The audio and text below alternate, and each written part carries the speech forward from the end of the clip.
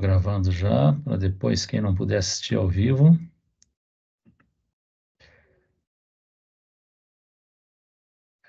Então, essa é a nossa primeira aula ao vivo, são 4 aulas. Vou passar o conteúdo aqui para vocês pelo chat, para vocês poderem ir se programando. Está aí no chat, né? Aula de hoje, vou explorar um pouco da relação do xadrez com a educação. Aula do dia 25, da quinta-feira que vem, eu vou falar sobre considerações pedagógicas sobre o ensino das regras do jogo, do xadrez. No dia 2, do 5 ali, na verdade, deixa eu corrigir isso aí que está mês 4, mas é 2 do 5. Já coloco atualizado aí isso aí.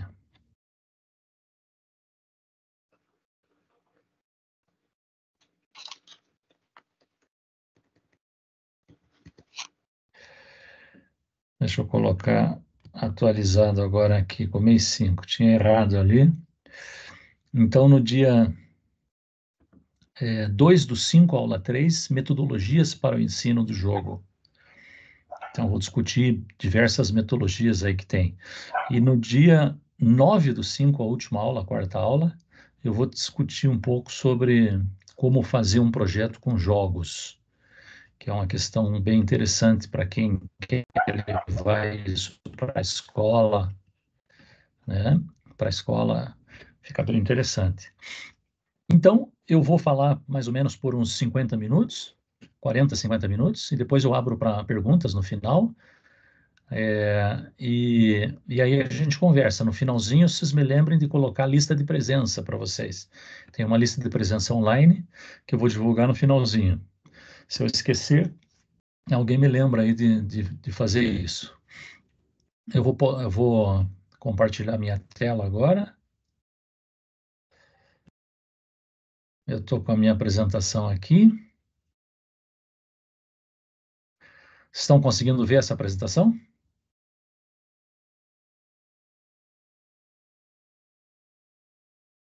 Dá um feedback aí para mim, alguém.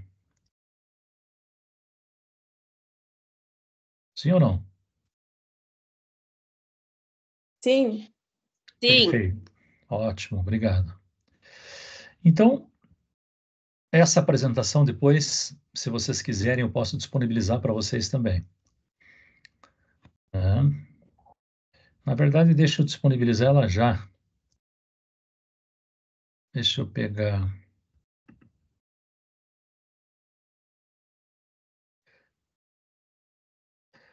Deixa eu já disponibilizar aqui no chat. E aí, quem tiver interesse nesse arquivo,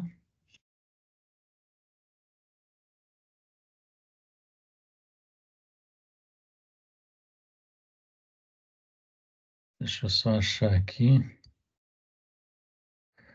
Tá aqui. Ver se eu consigo compartilhar ela já.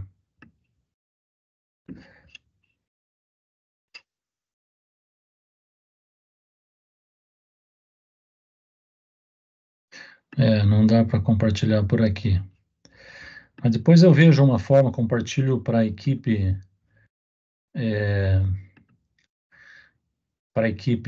de organização e eles veem uma forma de disponibilizar isso para vocês. Então vamos lá. Primeiro, uma breve apresentação aí do meu currículo, né?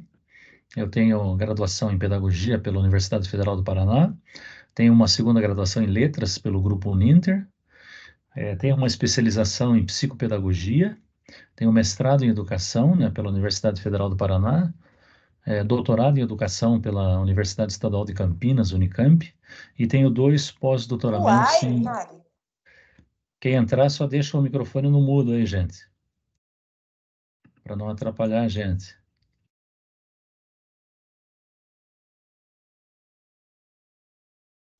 Deixa eu só ver aqui.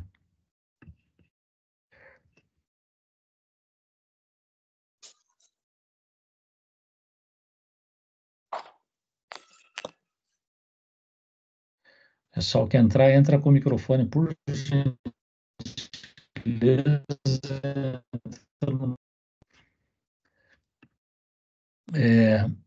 Tenho, como eu estava dizendo, 2 pós-doutoramentos na área de informática educacional pela Universidade Federal do Paraná, e tenho também, escrevi 3 livros sobre essa temática que eu vou falar hoje, né?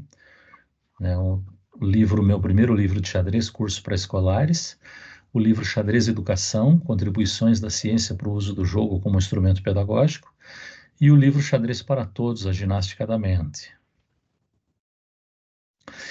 Aqui os tópicos que eu quero fazer nessa primeira palestra, né? Primeiro, uma linha do tempo do xadrez, para mostrar para vocês o desenvolvimento desse jogo ao longo de 2 milênios, né? De 2.000 anos. Depois, uma linha do tempo do jogo de xadrez e a inteligência artificial. Vamos lembrar que a inteligência artificial está tão importante nos dias de hoje, né? ChatGPT e similares, mas eu quero mostrar para vocês que desde o início da inteligência artificial havia já uma preocupação. Quem entrou agora, por gentileza, deixa o microfone no mudo. Havia já uma preocupação de utilizar um jogo de xadrez para desenvolver essa ferramenta, as ferramentas da inteligência artificial. E por último, falar um pouquinho sobre a relação do xadrez com a educação. São esses 3 tópicos que eu programei para hoje. Começando pela linha do tempo do xadrez, né? O xadrez, como eu dizia para vocês, tem aproximadamente 2.000 anos, e é possível separar alguns períodos históricos de desenvolvimento desse jogo. Primeiro, um chamado período primitivo, que ele compõe os jogos que acabaram formando o jogo de xadrez. O jogo de xadrez assimilou outros jogos mais simples, e esse período de assimilação de jogos mais simples a gente conhece por período primitivo do xadrez. Isso vai até por volta do ano 500 depois de Cristo. Mais ou menos de 500 a 600 depois de Cristo a gente chama do período indiano, que é o período cujo estilo, cujo tipo de jogo foi o jogo chamado Chaturanga, que é um jogo indiano, que é um ancestral muito antigo do jogo de xadrez, praticado na Índia, né? E foi muito popular nesse período.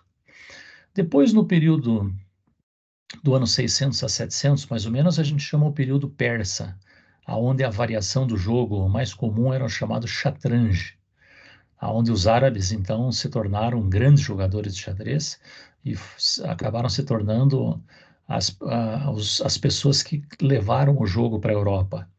Levaram ali do Oriente Médio, né, para a Europa. No ano, por volta de 700 a 1400, é o chamado período árabe, que é como eu estava dizendo anteriormente, é a expansão do jogo, né, a expansão ocorre junto com a expansão islâmica, com a expansão dos árabes, né, pelo norte da África e a entrada pela Europa, sobretudo pela Itália e pela Espanha. Então, é esse período longo que vai do ano 700 a 1400 depois de Cristo, é o chamado período árabe. De 1400 a 1500, a gente chama o período renascentista devido ao Renascimento, né? Ou seja, o movimento artístico, literário, científico chamado Renascença. E o xadrez sofreu, então, modificações inspiradas no período renascentista, né? Que mudaram, houve modificações, então, importantes nas regras do xadrez, que eu vou falar um pouquinho mais para frente. Do ano 500 a 1886 é chamado período romântico. Vamos lembrar do romantismo, né? Movimento artístico literário. O romantismo, houve então no xadrez um período chamado romântico, cuja característica principal era o ataque rápido, né? Os jogadores, o objetivo dos jogadores nesse período era desenvolver as peças rapidamente, fazer um ataque fulminante, né? E vencer com algum checkmate, com alguma firula ali, alguma coisa interessante no jogo. De 1886 a 1916 é chamado período científico do jogo, onde o expoente principal é o austríaco de nome Wilhelm Steinitz, que foi campeão mundial por muito tempo, né? Por vários anos, algumas décadas, na verdade. Ele foi o melhor jogador do mundo, né? Até hoje é considerado uma espécie de um Aristóteles do xadrez. Então, a base do xadrez científico foi estabelecida por esse austríaco de nome Steinitz. De 1916 a 1946 é o chamado período hipermoderno, aonde essa escola de pensamento, chamado hipermodernismo, ela incorporou elementos de outras escolas, né? Mas principalmente ela colocou em xeque algumas ideias do período científico. E aí o principal jogador desse período foi o russo Alexander Alekhine, que foi campeão mundial também por alguns anos. A partir de 1946, né, até hoje, a gente chama do período eclético, e o nome aí, eclético, vem justamente por causa do ecletismo dessa escola, que incorpora características das escolas de pensamento anteriores. Essa escola, ela surge mais ou menos em 1946, mas ela continua em voga até os dias de hoje. E eu coloquei um período novo aqui, de 1946 até hoje, de 1996 até hoje, o chamado período informático, porque justamente em 1996, o supercomputador da IBM, Deep Blue, venceu talvez o melhor jogador de todos os tempos, o russo Garry Kasparov. Isso eu vou falar um pouquinho quando fizer a linha do tempo da inteligência artificial e o xadrez. Aqui um mapa mostrando um pouco dessa linha do tempo, né, que eu abordei no slide anterior.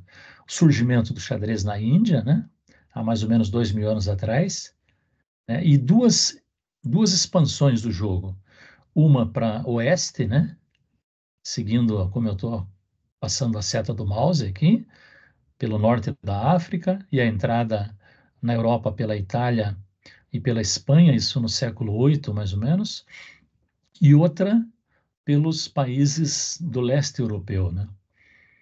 Essa outra entrada, então, pela Europa, aqui passando pelo Oriente Médio, aqui, né? E entrando por países como Finlândia, Suécia, Noruega, Polônia, Alemanha, etc.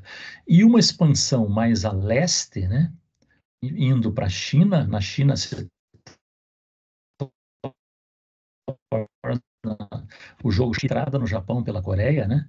E no Japão ele se torna um jogo chamado Shogi, que é um jogo bastante popular no Japão, praticado hoje, né? Até hoje tem programas na televisão japonesa que abordam esse esse jogo, né? Que não é tão conhecido no Brasil, mas é uma variação do jogo de xadrez. Aqui o chaturanga, aquele jogo ancestral do xadrez que surgiu na Índia, como eu disse para vocês. Ele era praticado por 4 pessoas. Observe, cada uma tinha um conjunto de peças com cores diferentes. Tinham peças que não tem mais, por exemplo, um barco, né, que se tornou a torre, o elefante, né, que se tornou o bispo. São peças que não existem mais. A particularidade desse jogo é que ele era jogado com dados. Você arremessava um dado e a face do dado revelava a peça que ia se movimentar. Então não tinha tanto raciocínio, porque a tua jogada era determinada pela sorte, né? Pela aleatoriedade de um dado. Esse jogo teve 2 evoluções. Uma evolução foi os jogadores se uniram em diagonais, assim, ó. E os outros 2 jogadores se uniram em diagonais, como eu estou mostrando aqui. Numa segunda evolução, os jogadores unidos em diagonais passam para o mesmo lado do tabuleiro. Observe que o tabuleiro era monocromático ainda, de uma só cor. E aqui surge, então, a peça ancestral da dama, da rainha, que é uma espécie de um conselheiro, porque senão você teria 2 reis aqui, né? Então surgiu a necessidade de transformar um rei num conselheiro que mais tarde se transformou na dama. Aqui é a evolução das peças que eu disse. O alfil, né, que era o elefante, se transformou no bispo. Em espanhol ainda, o bispo se chama alfil. Né? Você veja que conservou o nome da peça, mas mudou o movimento. E o alferes ou alferza, né, se transformou na dama moderna, na rainha. Tudo isso vai ser abordado na movimentação das peças na segunda aula da semana que vem. Aqui a linha do tempo da inteligência artificial e o jogo de xadrez. Então, observe que já no ano 1770, ou seja, bem antes de ter um computador digital, já havia um autômato que jogava xadrez, chamado turco. Mas, na verdade, era uma máquina operada por uma pessoa, por um jogador de xadrez que entrava dentro dessa máquina e fazia movimentos em alavancas, engrenagens, que definia a peça que ia ser jogada. Mas as pessoas que assistiam achavam que era uma máquina autêntica que jogava xadrez. Vou mostrar algumas fotos depois dessa máquina aqui. Em 1912, desculpe, surgiu a primeira máquina que de fato jogava xadrez. É a máquina chamada ao autômato de Leonardo Torres e Quevedo, feito na Espanha. Mas ele não jogava uma partida inteira, ele jogava só um final de partida. De rei mais torre contra rei. Era um final de jogo. Mas ele conseguia jogar esse final de partida. Só que ele não conseguia dar checkmate em 50 jogadas, como a regra determina. Então, estrito sensu, a partida empatava sempre. Mas não deixa de ser uma coisa extraordinária, uma máquina mecânica, né, completamente mecânica, sem nenhuma intervenção humana, jogar um final de partida como esse aqui. Em 1928, houve um avanço importante que o matemático húngaro John von Neumann criou o chamado teorema Minimax. Né? O teorema Minimax é muito importante para a programação de computadores. Né? Você consegue programar para que um lado minimize suas perdas, né? E maximize seus ganhos. Essa é a ideia.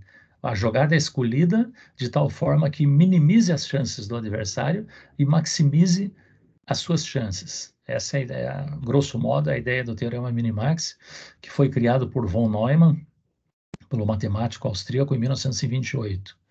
Em 1949, né, um norte-americano chamado Claude Shannon escreveu um artigo muito importante chamado Programando um Computador para Jogar Xadrez. Né? E esse paper, né, esse artigo, possibilitou a programação de autômatos de xadrez, de algoritmos para se jogar xadrez. Por exemplo, um pouquinho depois, em 1953, Alan Turing, né, o britânico Alan Turing, fez o primeiro programa que jogava xadrez, só que não tinha ainda uma máquina para rodar esse programa. Então, o programa era executado com papel e caneta. Né? Você aplicava o algoritmo com lápis e caneta. Esse programa chamou-se Turuchamp. Vocês devem ter visto o filme sobre o Alan Turing, chamado O Jogo da Imitação. Mostra a vida desse brilhante matemático britânico que teve um fim trágico, né?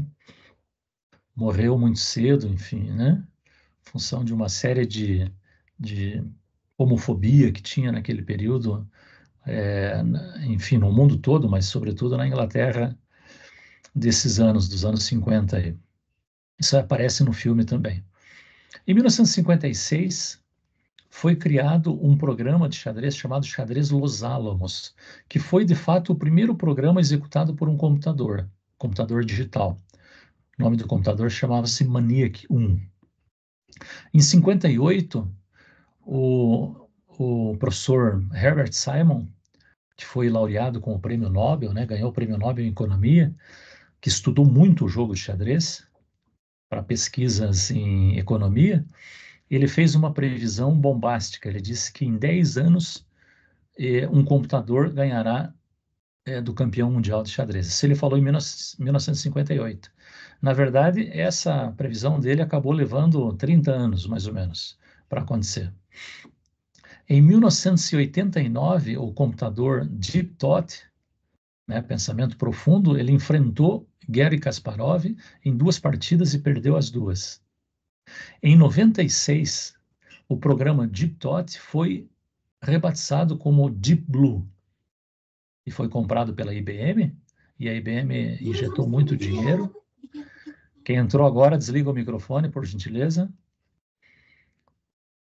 Batizou como Deep Blue, né, como azul profundo, e foi o primeiro programa, então, a vencer uma partida de um campeão mundial de xadrez. Venceu justamente o Kasparov em 96.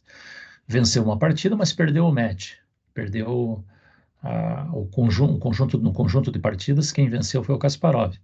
Em 97, o mesmo programa com melhoras, programa de Blue, venceu o Kasparov num match, num conjunto de partidas. Isso eu vou mostrar um pouquinho mais para frente para vocês, porque isso foi um marco na inteligência artificial. Aqui o turco, ó, observe que era um manequim de uma pessoa, num móvel, onde aqui dentro se escondia um jogador de xadrez.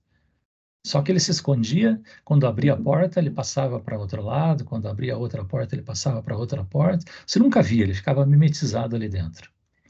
Aqui um outro autômato, chamado Adib, mesmo princípio, né? Ou seja, uma máquina, aparentemente uma máquina que jogava xadrez, mas uma pessoa fazia os movimentos. E o Mefisto, também, que era uma máquina, todos um do século XVIII e dois do século XIX aqui. Aqui a máquina do Leonardo Torres e Quevedo, como disse para vocês, que jogava um final de partida, observe que é uma máquina completamente mecânica, e jogava um final, esse final, 2 peças contra uma, de 1912. Essa máquina existe ainda hoje. Se for à Espanha, em Madrid, você pode visitar no museu essa máquina aqui. O Claude Shannon, né, que foi um teórico importante, escreveu esse artigo Programando um Computador para Jogar Xadrez, em 49. E esse Claude Shannon também identificou que a complexidade do xadrez é muito, muito grande. Primeiramente, ele disse que era 10 elevado a 120. Ou seja, o número de possibilidades no jogo era 10 seguido de 120 zeros. Quem entrou agora, desliga o microfone. Depois ele recalculou um pouquinho melhor e esse número chegou a 10 a 43. Quem está com o microfone ligado, por gentileza, desliga. 10 a 43, ou seja, 10 seguido de 43 zeros. Por que isso? Porque no 10 elevado a 120, que é o chamado número de Shannon, tem posições legais e ilegais, mas posições ilegais não importam para o xadrez. Descartando as posições ilegais, sobra 10 a 43, que são o número de posições legais. Aqui o Shannon, que está aqui na direita, com Edward Lasker, um jogador importante de xadrez. Então, estudando um pouco do xadrez para programar no artigo deles, do Shannon, né, programando um computador para jogar xadrez. Aqui o matemático britânico, como disse, Alan Turing, né, que aparece no filme O Jogo da Imitação. E ele, então, acabou sendo o primeiro, ele fez o primeiro programa para jogar xadrez. Como não tinha uma CPU, uma unidade central de processamento, ele usou, então, papel e caneta para executar. Aqui uma partida do Turochamp, esse algoritmo do Alan Turing, jogada em 52, contra um jogador, Alik Geni. Né? É uma partida que foi desenvolvida só aplicando o algoritmo desenvolvido pelo Turing. Né? Aqui o Turochamp, numa partida no centenário de nascimento do Alan Turing, né, o Kasparov enfrentou o Turochamp, né, num evento comemorativo de uma empresa alemã chamada Chessbase. Né? O Kasparov ganhou rapidamente, ganhou em 16 jogadas, mas é claro que o programa foi feito nos anos 50, né? Ou seja, muita coisa evoluiu depois nesses 62 anos aí. O xadrez Los Alamos, né, como eu disse, foi o primeiro programa mesmo de xadrez executado por um computador. Observe que o tabuleiro é menor, não é um tabuleiro 8x8, que tem 64 casas. Eles diminuíram o tabuleiro justamente pela dificuldade de programar o computador para jogar xadrez. Então, fizeram um tabuleirinho menor e acabou se chamando xadrez Los Alamos, porque foi desenvolvido no laboratório Los Alamos, na Califórnia. Herbert Simon, um cientista que venceu o prêmio Nobel de Economia, com pesquisas envolvendo o jogo de xadrez, ele fez a previsão em 58, dentro de 10 anos o campeão mundial será um computador, a não ser que seja barrado pelas regras, a não ser que as regras sejam modificadas, né? Essa previsão levou 38 anos para se realizar. Hoje a gente pode dizer que não tem nenhuma pessoa no mundo que vença os melhores computadores, né? Aqui em 89, o programa Deep Thought, Pensamento Profundo, né? Que jogou com o Kasparov em 89, né? Ele ganhou o campeonato norte-americano em 88 e o campeonato mundial para computadores em 89. A equipe do Deep Thought que está aqui. Esse projeto acabou sendo vendido para a IBM e virou o Deep Blue, que está aqui, que teve 2 matches, um em 96 e outro em 97. Em 96, o Kasparov venceu por 4-2 e em 97 o Deep Blue venceu por 3,5 a 2,5. Isso aparece num documentário, se procurar no YouTube, vocês acham esse documentário aqui que chama-se Game Over, Kasparov e a Máquina, né? É um documentário feito pela TV canadense, bem interessante. E esse livro que eu coloquei aqui do lado, O Sinal e o Ruído, ele apresenta uma informação muito interessante que o que teria vencido, o que teria levado o computador a vencer o Kasparov, teria sido um erro de programação da máquina. Esse jornalista chamado Nate Silver, né, que apresenta essa informação. Nessa informação que ele apresenta, ele diz que a hora que a máquina entrasse num looping, né, que ela não soubesse o que escolher, a máquina processava a informação e não escolhia lance, havia uma implementação ali para dizer para que a máquina jogasse o primeiro lance possível, se ela entrasse nesse looping. E aí a máquina acabou fazendo um lance, o Kasparov achou o lance muito estranho, acabou se perdendo e perdeu a partida que levou ele a perder o match. Aqui uma foto mostrando o Kasparov enfrentando o Deep Blue. O computador, na verdade, não é esse aqui é só um monitor. E aqui é o operador do computador. A máquina, na verdade, está ligada aqui numa sala, são várias CPUs, mainframes, né, aqueles computadores grandes. Aqui o resultado das partidas, né, dos 2 matches, o de 96 e o de 97, né? E agora entrando um pouco na relação do xadrez com a educação, eu fiz um mapa conceitual aqui mostrando o jogo de xadrez, que ele pode ser visto tanto em termos educacionais, científicos, artísticos ou culturais e desportivos. Mas também pensar que o jogo de xadrez é uma atividade transdisciplinar, justamente porque desenvolve questões educacionais, científicas, artísticas, culturais, desportivas. Então ele é útil, né, para trabalhar essas esferas, esses domínios aqui. Eu posso encarar um jogo de xadrez como uma atividade cognitiva, ou seja, né, uma atividade que exercita o cérebro, exercita a aprendizagem, né, a aquisição de conhecimento. Então ele exercita o quê? A memória, o raciocínio lógico e matemático, a abstração, a resolução de problemas e a concentração, né? Depois, quem tiver interesse em ler um pouco sobre isso, posso recomendar alguns materiais, pesquisas científicas que abordam esses desdobramentos que eu estou apontando aqui. Um segundo mapa conceitual, explorando a relação do xadrez com a educação, eu mostro que o xadrez possibilita uma integração social, porque você não joga sozinho, você precisa do adversário, você precisa de uma pessoa para jogar. Quer dizer, pode até jogar contra o computador, mas não é muito interessante. O bom é jogar contra pessoas. Ele possibilita o desenvolvimento da autoestima, né? Porque à medida que você vai progredindo no jogo, a tua autoestima vai melhorando. Ele possibilita também a inclusão social, porque pense, Um cadeirante pode jogar xadrez, um cego pode jogar xadrez, um surdo pode jogar xadrez. Então, ele possibilita uma inclusão social. Ele é uma atividade extracurricular atrativa, né?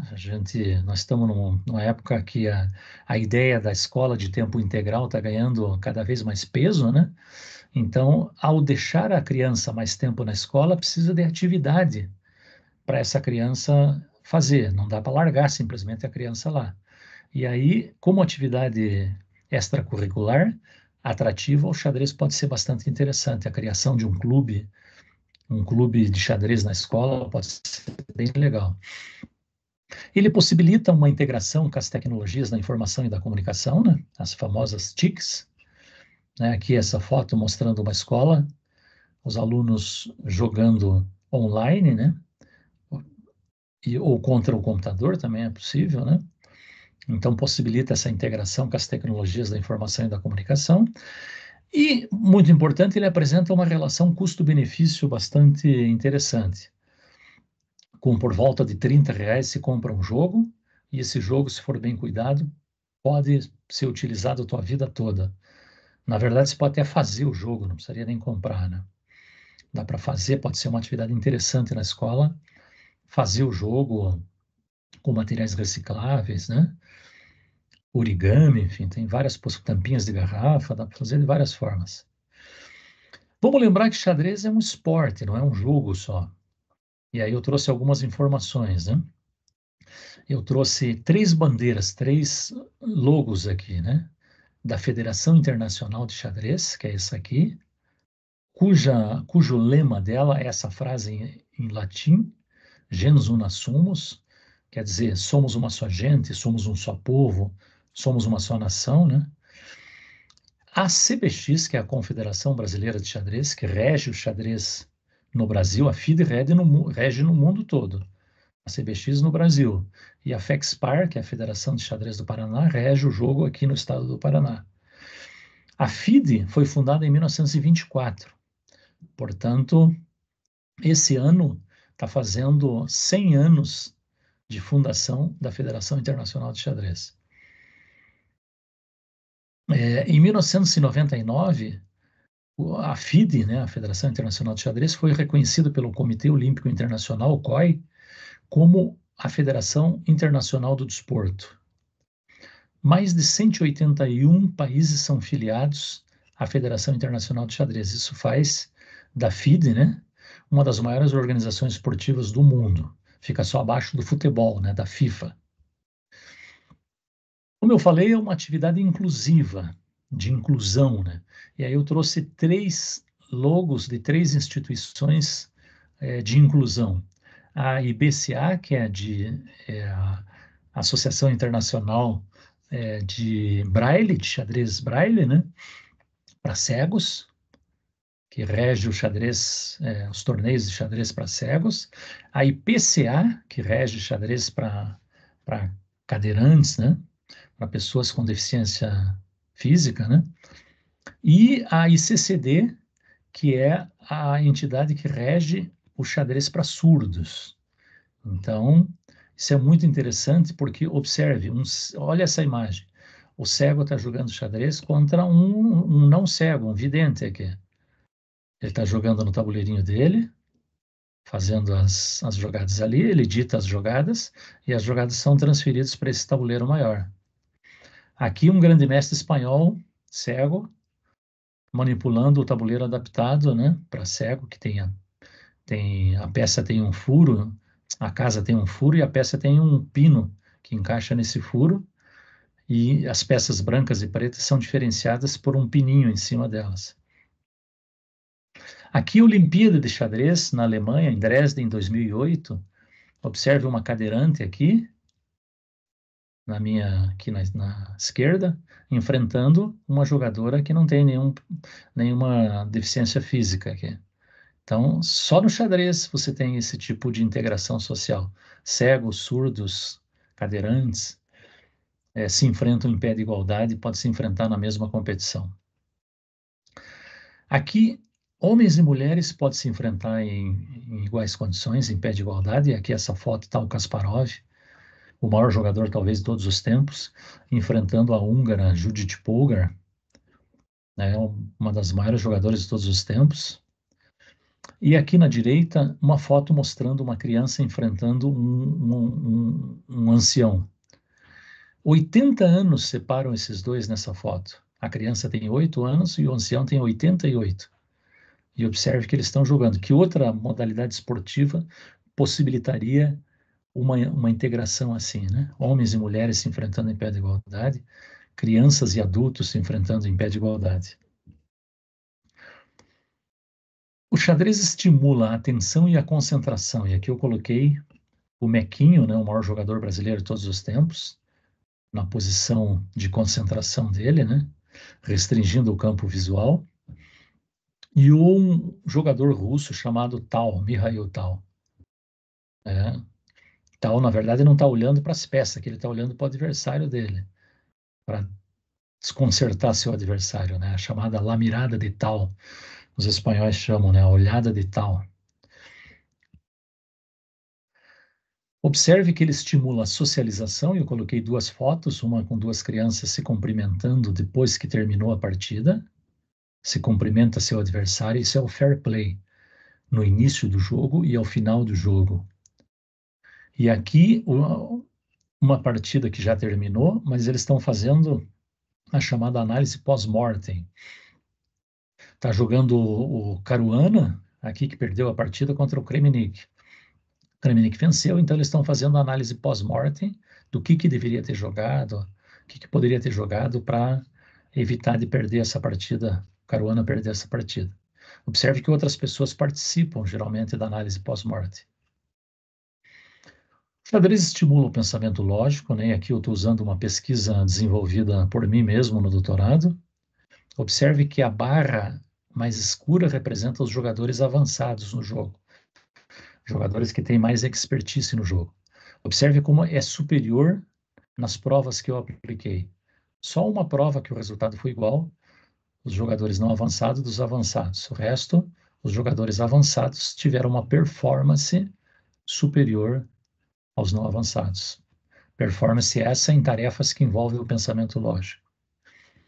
Existem metodologias para o ensino do jogo, isso eu vou abordar no terceiro encontro nosso, seja daqui para frente, 3 semanas para frente, eu vou abordar essa tabela aqui e essa aqui também. Vou apresentar metodologias para ensinar esse jogo.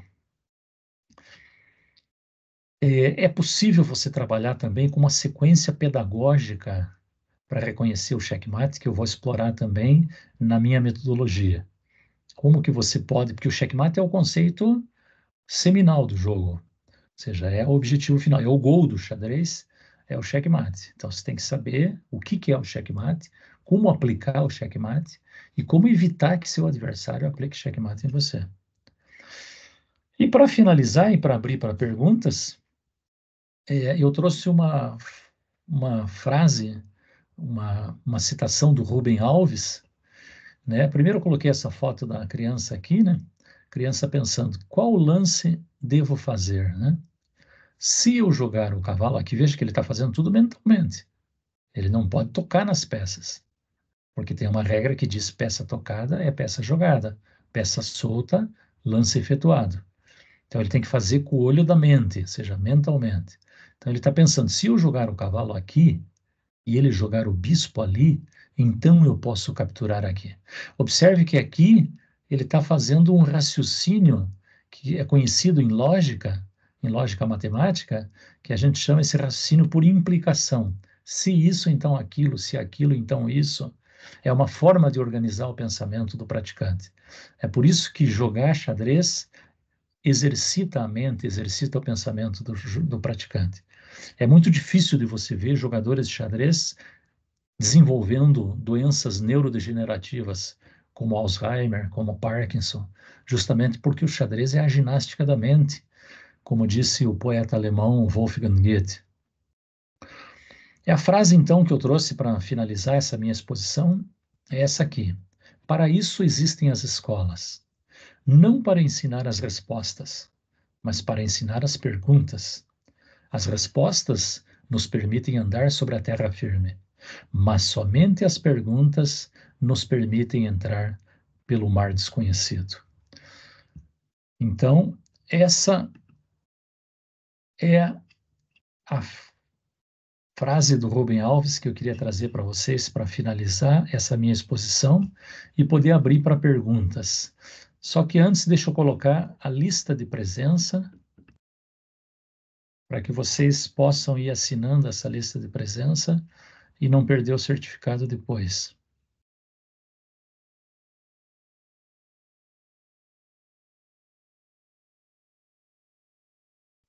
Deixa eu colocar no chat aqui.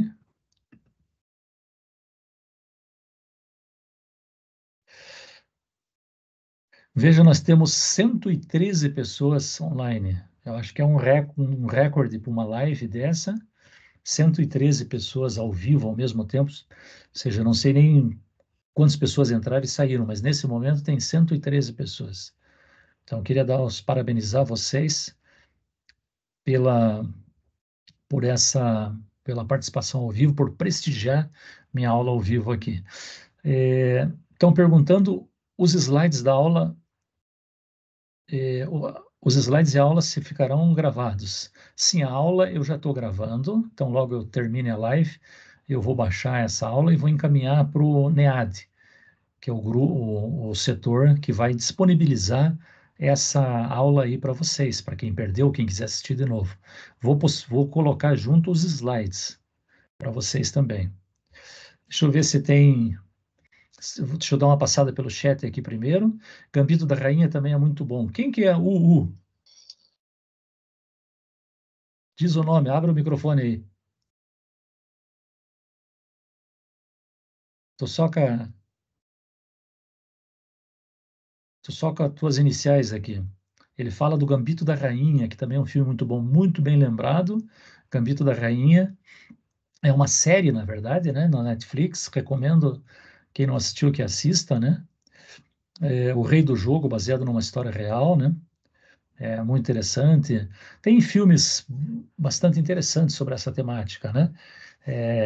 O Lances Inocentes é um dos melhores. Marquem aí para vocês assistirem, né?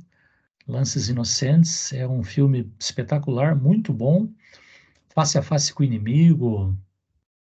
Tem vários filmes interessantes, né? Ó, a Sheila disse que não assistiu esse, mas vai assistir. Lista de presença, eu já enviei aí a lista de presença para vocês. Está aqui a lista de presença. Vou colocar de novo aqui a lista de presença. Depois vocês vão replicando aqui. Vamos ver o que mais que tem no chat.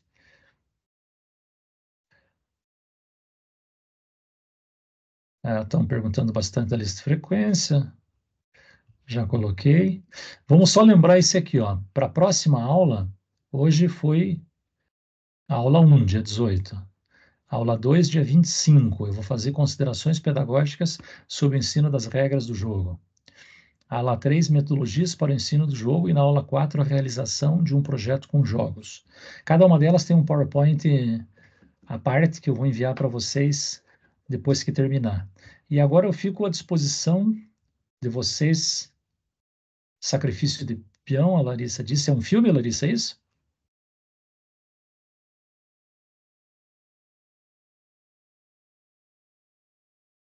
O nome dos filmes estão pedindo Lances Inocentes. Face a face com o inimigo.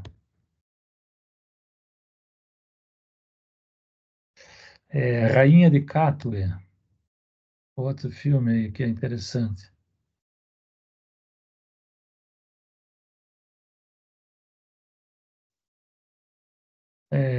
Que mais? Sim, esse do Bob Fischer, exatamente, bem lembrado. Que mais que tem? Tem Viva a Rainha.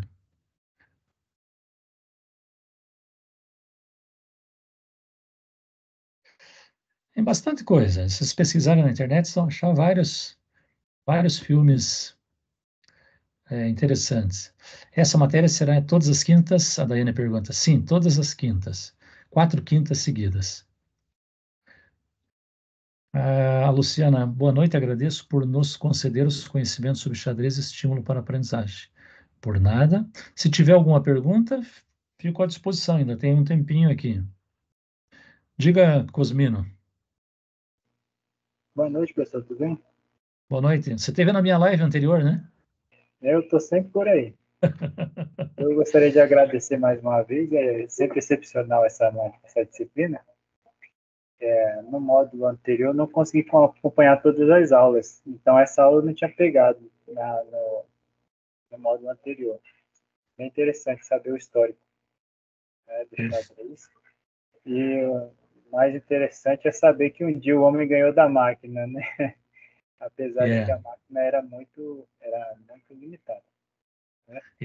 Exatamente. Hoje em dia, as máquinas estão muito desenvolvidas. Ou seja, qualquer computador, qualquer programa de computador tem força de mestre hoje em dia. Então, para ganhar desses supercomputadores, nem os super grandes mestres mais. Exatamente. Tanto é que na última vez o Kasparov ele desistiu, né? Desistiu. Na última ele desistiu. Ele falou, não vai dar não, vou salvar minha honra. Não, os colegas aí, por um acaso, se algum de vocês estiver no chess.com, aí vocês me acham lá, Cosmino_Neto. Estou sempre lá jogando. Boa, Cosmino. Chess.com é o principal site para a prática do xadrez no mundo. Cosmino está aí disponibilizando sua expertise para quem... Estou desafiando. Está desafiando. Está se achando, né, Cosmino? Professor, mais uma vez, gratidão. Eu só queria aproveitar esse momento, porque é difícil a gente falar sobre as disciplinas, né? Sobre linguagem, houve uma troca de material, né? 2 vezes, muitas dúvidas, mas pelo que eu entendi, a prova presencial vai ser baseada no conteúdo de linguagem Zoom, né? Sim, aproveito que você está perguntando. Houve um problema ali, que foi primeiro vinculado a uma disciplina que não era uma disciplina atualizada. Tinha uma disciplina mais atualizada do que aquela.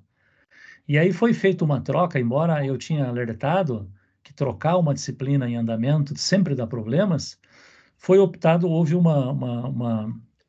foi feita essa opção pela coordenação e pelo NEAD de trocar pelo conteúdo mais atualizado, o que gerou também vários problemas, que as pessoas que tinham estudado a disciplina pelo conteúdo antigo estavam se sentindo lesionados. Então, a gente voltou para o conteúdo antigo, que daí gerou outros tipos de problema, porque quem já tinha visto o conteúdo novo não estava satisfeito. Então, nós vamos ter que ter uma solução agora que vai ser meio pontual, Cosmino. As pessoas vão fazendo, se sentirem prejudicadas, né? Vão entrando em contato por chat, por e-mail, por protocolo no NIAD, que a gente vai pontualmente vamos tentar resolver esses problemas para que ninguém saia lesado, né? E que isso nunca mais aconteça, né? Eu já tinha visto isso acontecer e falei, antecipei que ia dar esse tipo de problema, e foi de fato o que aconteceu. Então, é só agradecer mais uma vez, desculpa aí tirar o foco do Não, que é isso. E outra coisa, estou concorrendo ao mestrado de Ciências, Tecnologias e Educação da UEG. Estou torcendo por você aqui, ó. E interessante que o curso de xadrez o curso da Zona Dom Bosco, elas são cursos de extensão e vale pontos lá para o mestrado, bem interessante. Boa dica e parabéns por estar tentando e estou torcendo por você. Se for selecionado, me avise aí nas próximas aulas. Tá ok, estarei sim. Obrigado, obrigado você pela tua participação. Daiane, diga lá. Boa noite, professor. Boa noite. Hoje pela manhã, inclusive, eu falei através da caixa de entrada com o senhor, né? O senhor me explicou ali, eu até repassei para das meninas, a questão de abrir o protocolo sobre essa troca de matéria mesmo. E ali a gente está tendo um pouco de dificuldade em saber qual concepções utilizar, porque não está claro ali para como que a gente vai abrir, sabe? Só deixa eu te explicar para não ter nenhuma dúvida. O conteúdo que vai ser cobrado na avaliação, nas avaliações, tanto presencial quanto eletrônica, é o conteúdo que está lá, que é o conteúdo que estava bem no início. O primeiro conteúdo que estava lá, que foi trocado por um conteúdo mais novo, e depois voltou para esse conteúdo. Então, qual é o conteúdo que vai ser cobrado? O conteúdo que se encontra na disciplina. Abriu as aulas, é aquele conteúdo que vai ser cobrado. A avaliação está alinhada a esse conteúdo. E no caso, a gente já tinha feito estudo de caso ali, vai Tudo que, manter o que a gente tudo, fez. tudo que você já fez de avaliação, que você obteve nota, vai ser mantido, não vai perder nada. Certo. E o senhor sabe informar qual é, na parte do NEAD, qual a gente utiliza para abrir essa reclamação lá? Qualquer setor ali que você manda para o NEAD vai chegar lá, que eles estão sabendo do problema da disciplina. Eu estou em contato todos os dias com eles, só para dizer que isso não foi uma decisão minha. Não fui eu Sim, que decidi trocar essa disciplina e depois trocar de novo. Não, muito pelo contrário. Eu, inclusive, falei que ia dar problema. Mas foi sim. uma decisão que foi tomada e foi uma decisão ruim, na verdade, Pois porque ficou deu bem todos esses complicado para a problemas. gente. Eu já fiz, como eu expliquei para o senhor, outra graduação e foi bem tranquilo, sabe? Realmente, acho que teve um grande equívoco ali, bagunçou bastante para a gente. A gente acaba, porque a gente faz a impressão dos slides, né? Começa a estudar a Claro, matéria, não daí faz o entendo, estudo de caso, daí entendo entra outra perfeitamente. matéria. Entendo, Dayan, você está coberta de razão, e aí só vamos, passa para o pessoal no grupo do WhatsApp que está todo mundo empenhado em resolver esse problema. O problema é que agora não tem uma solução boa.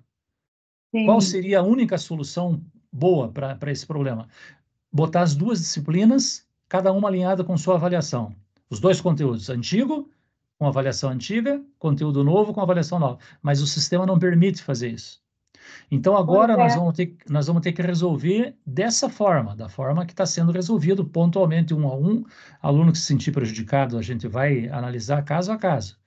E passa nos grupos de WhatsApp que isso está sendo feito. Coordenação do curso, coordenação do NEAD e tutor da disciplina. Os três estão em contato todos os dias. Só que eu não tenho uma solução, não posso dizer que vai voltar para conteúdo novo, não, porque agora não tem como fazer isso. Não tem uma Nós solução. ficamos com essa dúvida. Até a gente falou, e se disponibilizasse os dois conteúdos? Quem começou a estudar um, quem começou a estudar outro? Mas está claro agora para a gente, senhor, Não passando. tem. Foi a primeira coisa que eu falei para eles. Ó, tem como fazer isso? Não tem. Eu falei, bom, então não tem uma solução que vai atender todos os alunos. Falei, nós vamos ter que É, resolver isso pontualmente. Agora, não vai ser o fim do mundo. A gente vai resolver isso aí e entre mortos e feridos vão se salvar todos, pode ter certeza. uma última pergunta, que eu sei que não é o foco, mas só para a gente ficar alinhado, porque a maioria que está no grupo também deve estar participando da live. Foi aberto ali, muita gente começou a mandar mensagem no WhatsApp também, né, da faculdade, e eles falaram que também vão dar a opção dessa prova presencial para esse conteúdo de português a gente fazer de forma remota. Procede essa informação? Não tive ainda, mas foi bom você ter me falado que eu vou ver isso amanhã e vou sugerir, inclusive, que seja feito dessa forma. É porque muitas mandaram e a gente recebeu a mesma informação do Polo, daí a gente quer saber se realmente a gente cancela, porque o Não, pessoal está com mantenha. bastante medo de cancelar ali. Mantenha, mantenha. Deixa eu falar amanhã. A primeira coisa que eu vou fazer amanhã cedo é falar com o Ricardo do NIAD. Vou falar com Perfeito. ele. Primeiro, essa informação procede. Se ele disser que não procede, eu vou dizer assim: ó, eu acho que deveria ser feito isso. Sim. Essa Professor, disciplina deveria ser feito é, online, essa avaliação, tendo em vista os tropeços que foi dado nessa disciplina. professor, Quem que está Muito falando? obrigada. é Márcia. Fala, Eu Márcia. sou aqui da cidade de São José dos Pinhais e essa foi a informação que eu recebi do Polo, que eu poderia cancelar a prova que eu já tinha agendado para que desse possibilidade para outros alunos. E eu cancelei o horário que estava marcado porque eles falaram que podia ser feito remoto. Se o Polo está passando essa informação, ele deve ter mais informação do que eu. Então segue o Polo, mas eu vou checar essa informação amanhã cedo. Até eu questionei, eu cancelo mesmo, já que já está agendado, pode cancelar, porque daí você dá disponibilidade para outros alunos. Perfeito. Então faz isso. Se o Polo está passando, o Polo deve ter alguma informação que eu não tenho ainda. Mas faz isso. Gente, Ok. vamos lá. Eu só quero ver aqui algumas coisas que estão falando no chat. Rainha de Cato, eu já indiquei. Vamos ver o que mais que tem aqui. O documentário da Judith Polgar. Quem que enviou esse aqui? Larissa. Muito bom, Larissa. Tem um documentário feito pela National Geographic Channel sobre a Judith Polgar.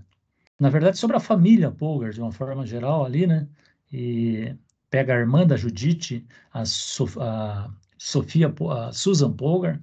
São 3 irmãs, na verdade, que jogam xadrez. Esse é muito bom também. Aqui tem uma pessoa que eu não tenho o nome, que diz uma coisa interessante aqui sobre o Caras. Deixa eu ver o que é. Ah, tá.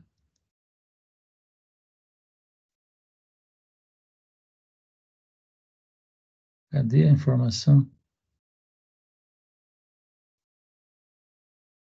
Perdi. Enfim, não vou conseguir ler todos o chat, mas dúvidas que eu não respondi agora, mantenham para a semana que vem, que eu estou à disposição de vocês. Se pergunta, professor, como faço para entrar no grupo de WhatsApp da pedagogia? Pessoal, ajudem o colega aqui no chat aqui, que eu não estou no grupo de WhatsApp da pedagogia. Professor, como faço para entrar no grupo de WhatsApp? Passa para a colega aqui. Pessoal, então é isso. Estou dentro do meu horário, eu previ uma aula. Eu previ um. Eu não estou no grupo do WhatsApp da pedagogia. Passa para a colega aqui. Pessoal, então é isso. Estou dentro do meu horário, eu previ uma aula. Nossa, está dando microfonia aqui. Deixa eu só mutar os microfones aqui. Pessoal, estou dentro do meu horário, né? Programei uma aula de 50 minutos e para 10 minutos de responder perguntas. Está bem dentro, são 8 horas agora. Não havendo nenhuma pergunta a mais, me despeço de vocês, agradeço enormemente. São 93 pessoas nesse momento. Tinham 112, 115 pessoas quando eu abri para perguntas. Eu acho que para mim é um recorde essa aula ao vivo atingir tantas pessoas assim. Agradeço enormemente a gentileza, a paciência de vocês de entrarem para assistir esse conteúdo ao vivo. Conto com vocês para a próxima aula. Quinta-feira que vem, 19 horas, estarei aqui. Vamos discutir mais assuntos interessantes relacionados ao jogo de xadrez e educação. Abraço para vocês. Até a próxima. Fui. Tchau. Abraço. Até a próxima. Fui. Tchau. Abraço.